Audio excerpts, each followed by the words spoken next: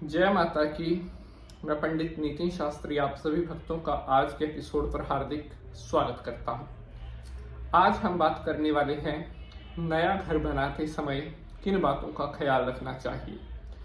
जब भी हम अपने नए घर को बनाने के बारे में सोचते हैं या नूतन गृह का कार्य आरंभ करना होता है, उस समय हमारे मन में बहुत सारे प्रश्न होते हैं कि घर कब शुरू किया जाए, उसका काम कब आरंभ किया जाए, नींव पूजन कब किया जाए, नींव पूजन में किन बातों का ख्याल रखा जाए। इस तरह के तमाम प्रश्न हमारे मन में उठते हैं और उठना स्वाभाविक भी है, क्योंकि हम अपना जो नया घर है बड़ी मेहनत से बनाते हैं। हमारे जीवन की कमाई, हमारी मेहनत उसमें लगी होती है और हम चाहते हैं कि जो घर हम बना रहे हैं वो आगे चल करके हमारे लिए नई खुशियां लेकर आए। उस घर से हमें धन लाभ, तरक्की, सुख शांति ये सब प्राप्त हो। और ये सब हमें तभी मिल सकता है अगर हमारा घर बनाते समय हम कुछ विशेष बातों का ध्यान रखते हैं,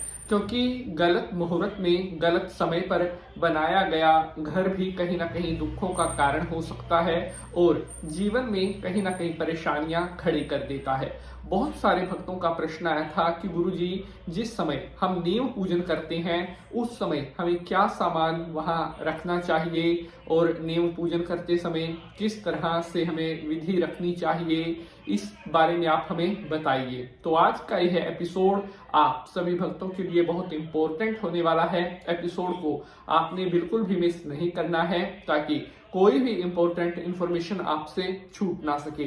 तो चलिए शंकर भगवान को प्रणाम करते हुए आज के एपिसोड को स्टार्ट करते हैं। ओम त्र्यंबकम यजामहे सुगंधिम पुष्टिवर्धनम उर्वारुकमिव बंधनान मृत्युर्मोक्षीयमामृतात्। बोलिए शंकर भगवान की जय।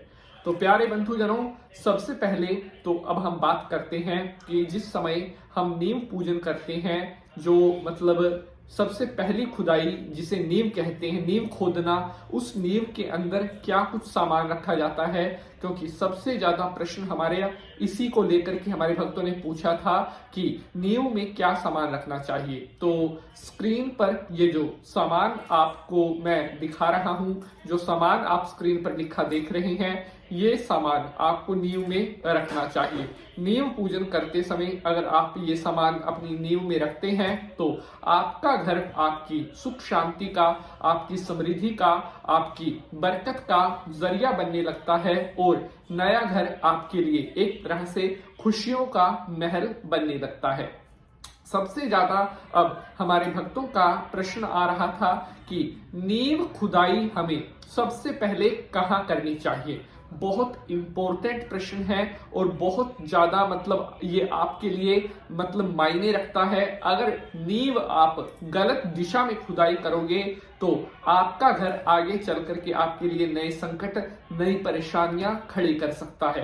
प्यारे बंधुजनों, घर का जो नींव होता है, सबसे पहली जो खुदाई होनी चाहिए वो हमेशा होनी चाहिए ईशान कोण में, अर्थात पूर्व और जो उत्तर के बीच का कोना होता है उसे ईशान कोण कहते हैं। और यही जो स्थान होता है, देवी देवताओं की कृपा से सराबोर यह स्थान होता है। अगर आप ईशान कोण में सबसे पहले नींव खुदाई करके वहां पर पूजन करते हैं तो आपका घर एक तरह से साक्षात देवी देवताओं की कृपा से पूर्ण रूप से आनंदित होता है और आपका घर किसी भी तरह की परेशानियां, किसी भी तरह की संकट आपके घर को नहीं छू सकते।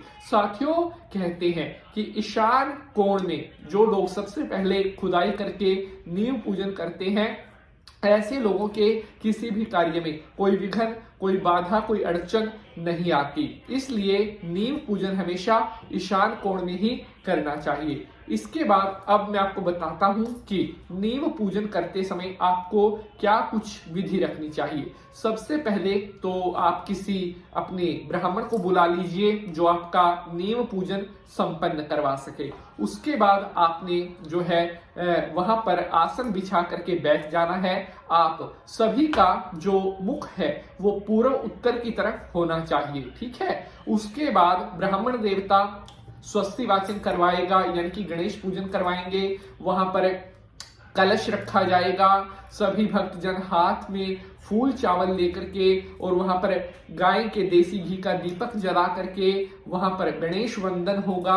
विघ्न हरण मंगल करण गणपति जी महाराज प्रथम निमंत्रण आप को पूर्ण करियो काज, और वैदिक मंत्रों के साथ वहां पर पूजन होगा।